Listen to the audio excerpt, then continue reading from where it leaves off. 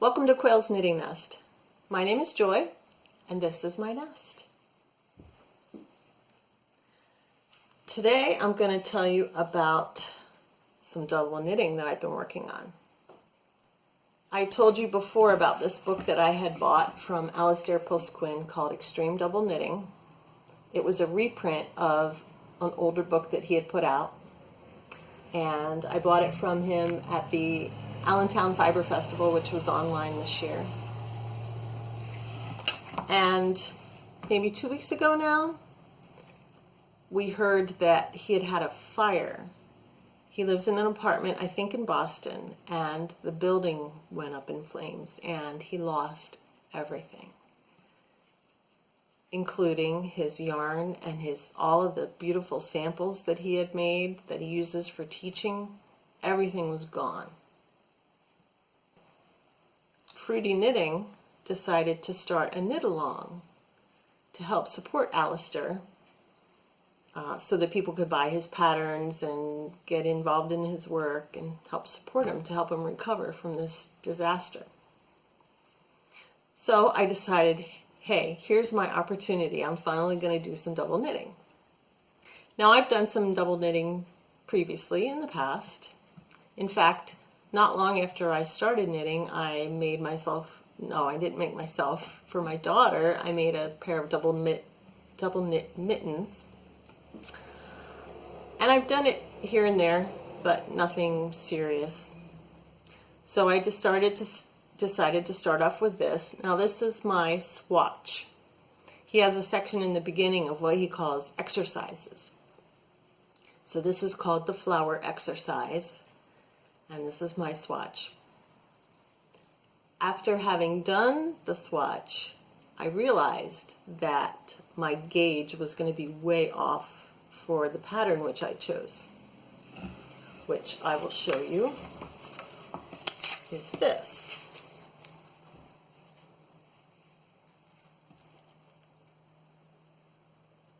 It's called the Chakra Headband. C-H-A-K-R-A, Chakra Headband. And it's also wrist warmers.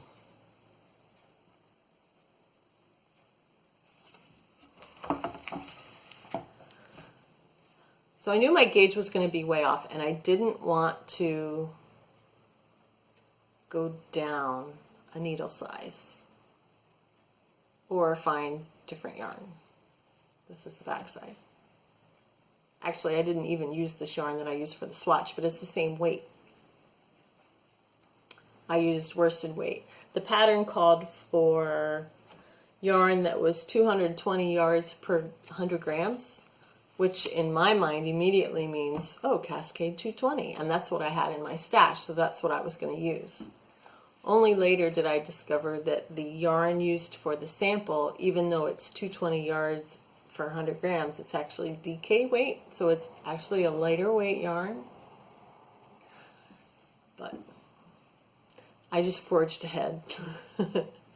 So I was debating, the pattern calls for the smallest size calls for 3 repeats of the chart. I'll show you the chart. So there's a whole bunch of charts that you can use to work your pattern. So this is the one that I was using for the headband, and it has 33 stitches in it. So I could do either 66 stitches or 99. 66 I thought would be too small and useless, and 99 would probably be too big, but I figured better big than small. Well, here's how it turned out.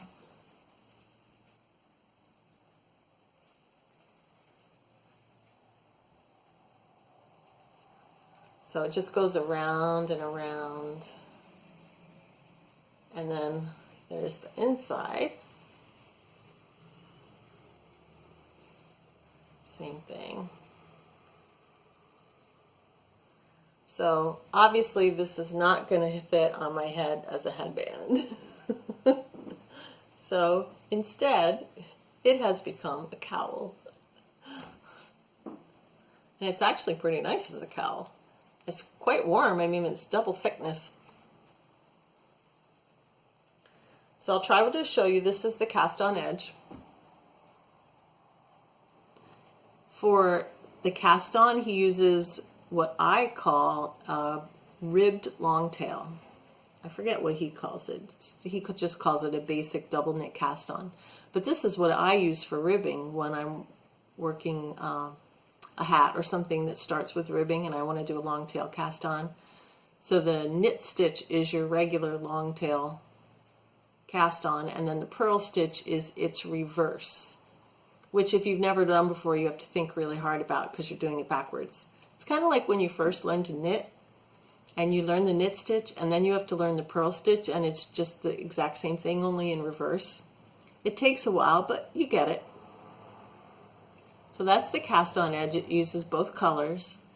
So the knit stitches are one color and the purl stitches are the other color. And then this is the bind off, which is interesting. Instead of doing a regular knit one pink, knit one blue, pass stitch over, knit one pink, pass stitch over, what he does is he knits an entire row and then just passes the slip stitches over. I had tried that on my swatch here at the top, and it's pretty good, but I thought it might be a little tight. So on the headband, because originally I was thinking, oh, it needs to fit on my head. Silly me. I went up a needle size for that last row, and it worked perfectly. Doesn't draw in or flare out.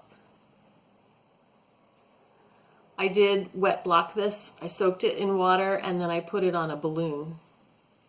And because it ended up being so big, I had to blow up the balloon much bigger than probably I should have. And I was afraid it was going to pop on me, but it worked.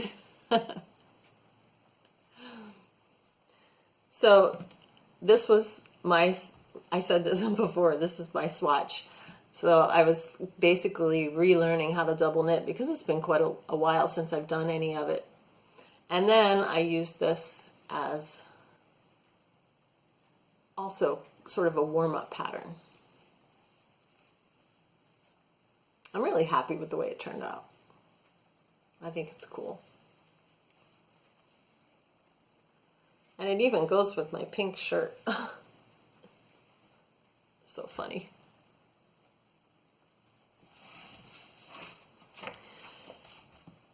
Now, from my last video, when I was talking about the gloves, I had a viewer ask for more detail about how to knit the fingers of the gloves.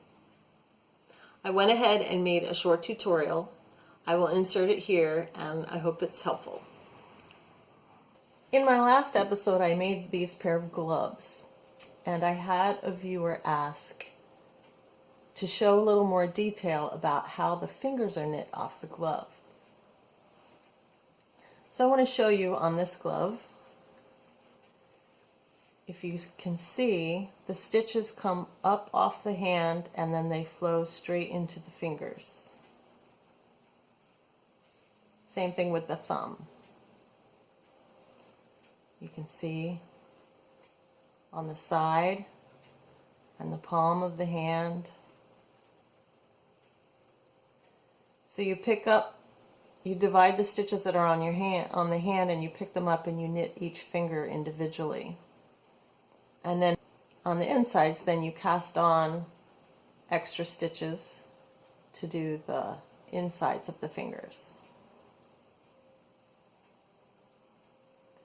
So I'm going to show you how that's done. I've made a little semi-glove mock-up here. Now say you've worked to the point in the hand where you're going to divide for the fingers. Okay, so your pattern will tell you which stitches to set aside for the first finger that you do, and then the rest of the stitches to set aside for the rest of the fingers. So I am taking 3 stitches from the palm of the hand, 2 stitches from the side, and 3 stitches from the back of the hand, and this will be the pinky. The rest of the stitches I am going to slip onto waste yarn to hold for later.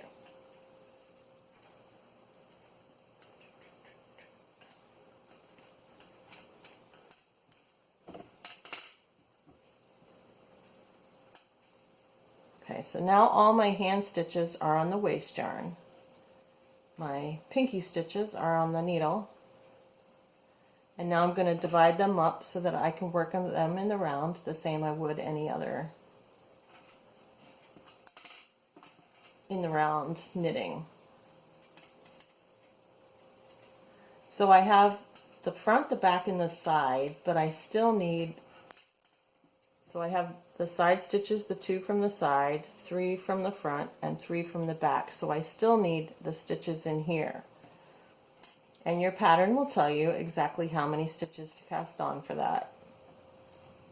So here I am. I'm going to start to knit around so that my yarn is in the right place.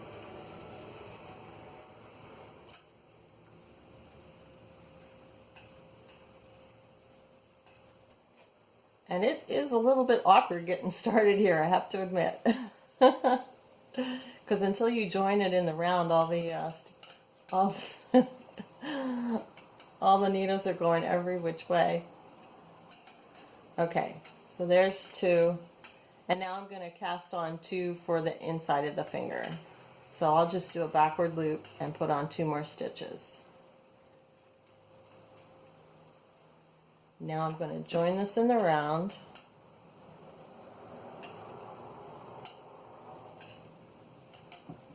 And now I have my new little round started. And I just knit around and around up as long as I want it. You can either go as long as the pattern says, or if it's for you or somebody that's easy to measure, you can try it on them as you go, and then you can make it as long or as short as you need.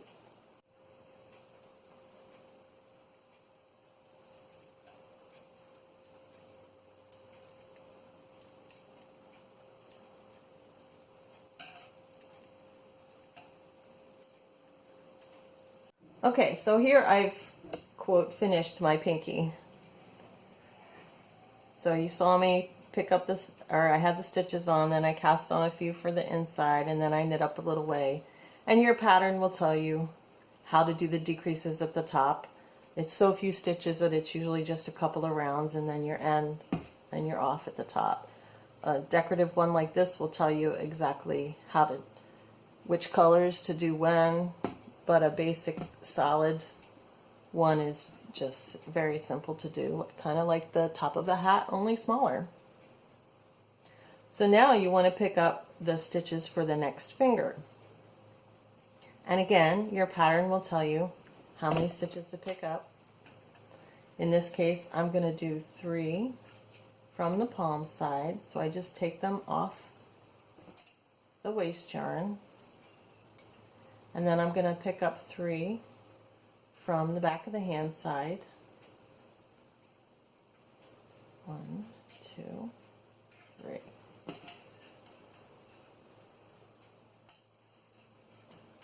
Okay. Now this finger is usually bigger than the pinky. And on the pinky side I cast on 2 stitches over here. So I'm going to pick up, I think, 3. So I'm going to start here.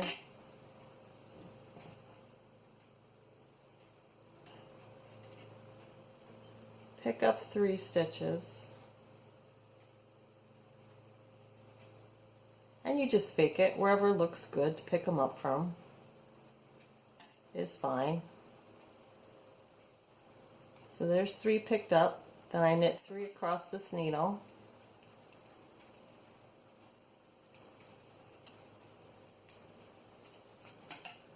Then I'm going to cast on 3 for the other side of the finger. Actually, I'm going to cast them on this needle because it's easier to do. 1, 2, 3. And then I'll just slip them over here. 1, 2, 3. And then I will join in the round All right, now we join in the round.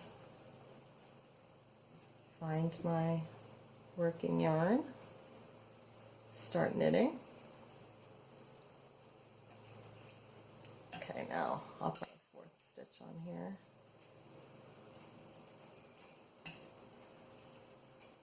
All right, so now I have my round joined. And I'm going to work in the round for as long as I need to for this finger. And now this is twisted. So I need to untwist it. Oh, dang it, I lost all my stitches. Okay, 1, 2, 3.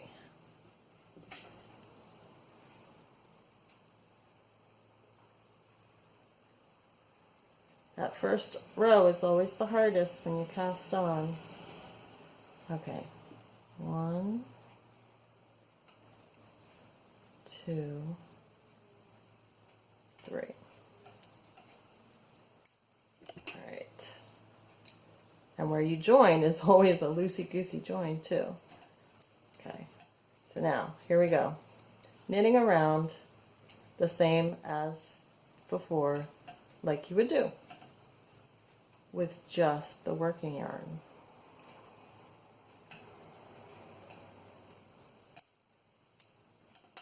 Alright, so this would be, so if I were going to put this on as a glove, I'd have my pinky in there, this is my hand, and then this is my ring finger, okay?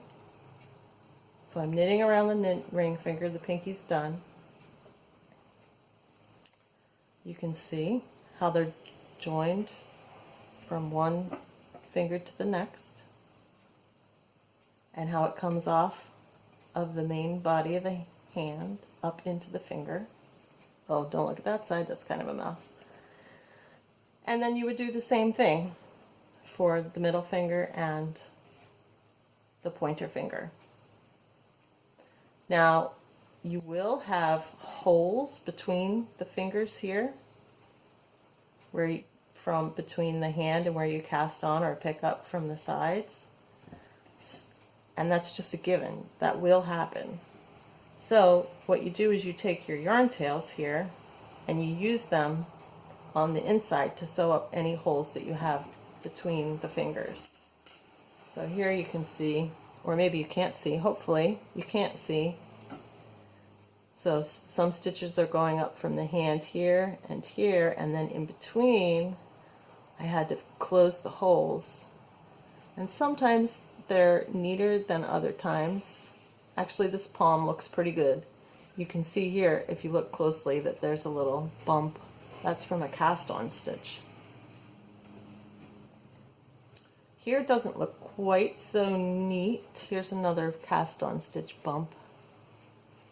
But you would have to really be looking to see. And there's, right there, you can see there's the red burgundy color coming out between the stitches. So it's not perfect, but it works. So that is how you work the stitches on the finger of a glove. I hope this was helpful. What am I working on now? As I mentioned, I did this kind of as a practice piece. It only took me 3 days to knit it, which when I looked at the dates, it surprised me because I felt like it took a long time. Double knitting kind of feels that way because you're working 2 layers of fabric at the same time, and so you feel like the progress is really slow. So I wanted to do one of the other patterns by Alasdair that I really like, but I knew that they were going to be a little bit more involved and challenging. So I wanted to do like a regular double knit piece to get my feet wet. And what I have chosen to do for my next project is a hat. It's called Vasily, V-A-S-I-L-Y, Vasily. Let's see if you can see. There's a picture. You know what? I'll see if I can find a picture online and insert it here so you can get a better view of it, because there's not really a good photo here in the book. But basically it's 3 colors instead of 2, and it's cabled. Now, after having read his directions in the book, it sounds like the cabling's not going to be a huge issue, because it's not like you cable one layer and cable the other layer separate. You actually cable both layers as one. So that ought to be pretty simple. It'll be the 3 colors that'll probably trip me up, like in the past 3 color projects that I've done, as I've told you about. So I just went through my stash looking for yarn that might work for this. And what I'm going to try first, I hope it works, is this. This is called Liverpool yarns.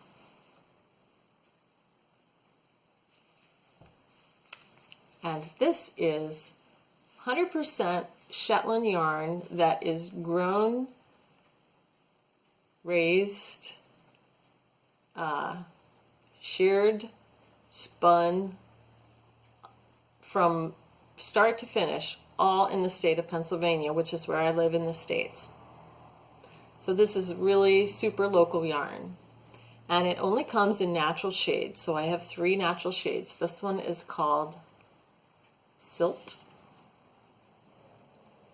And this one is Meadow. And this one is Gossamer. So I have a dark brown, a medium brown, and a natural, or an off-white. And I think these will look stunning in this tri-color cabled hat. We'll see. Stay tuned.